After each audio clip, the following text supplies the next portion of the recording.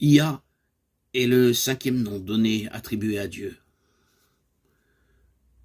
Ia est l'introduction d'une voile Yel entre deux lettres du tétragramme Yahweh, Yud He Vav He.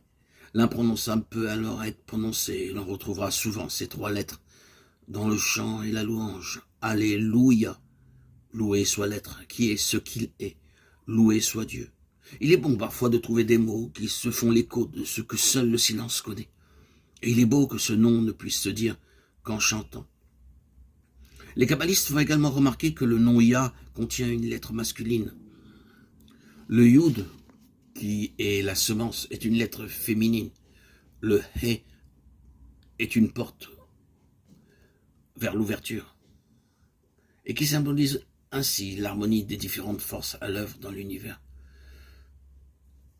Dans le Ya, qui est la semence, qui est masculine, est suivie la lettre féminine Ré, qui, si nous voyons l'hébreu, représente une porte. Si l'on imagine la lettre, il y a une ouverture.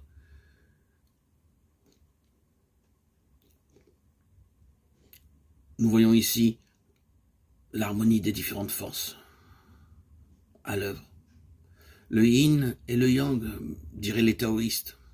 Le Tao, qu'on ne peut nommer, étant ce qui les tient ensemble et les fait alterner.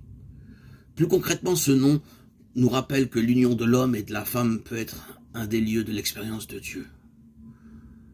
Ia, au cœur de cette alliance qui peut être charnelle, tout autant que psychique et spirituelle. Dans ces deux lettres, masculine et féminine, ce sont deux corps, deux âmes, deux esprits, deux lettres divines, deux consciences d'être incarnées qui se rencontrent. Et dans la rencontre de ces deux lettres, c'est l'être qui est ce qu'il est, Yahweh, qui se découvre et se révèle. C'est sur cette expérience d'une présence réelle du divin au cœur de l'étreinte de l'homme et de la femme que l'évangile de Philippe attirera notre attention. Bonne nouvelle, malheureusement oubliée, qui pourrait redonner à nos étreintes le caractère sacré qu'elles avaient à l'origine. À Jérusalem, le Saint des Saints, le lieu où on prie vraiment, c'est dans la chambre nuptiale. Là, Ia est réellement présent, non comme une idée, mais comme le souffle qui emporte le souffle de ceux qui s'aiment vers un inconnu, qui n'est pas fait que de jouissance, mais aussi de connaissance. Il y a du silence dans cette étreinte. Ce n'est pas par hasard si le cantique des cantiques parle de l'amour, fort comme la mort, comme d'une flamme de Ya. Cantique des cantiques 8, 6.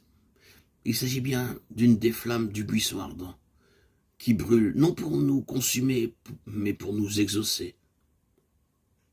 Nous. Alléluia.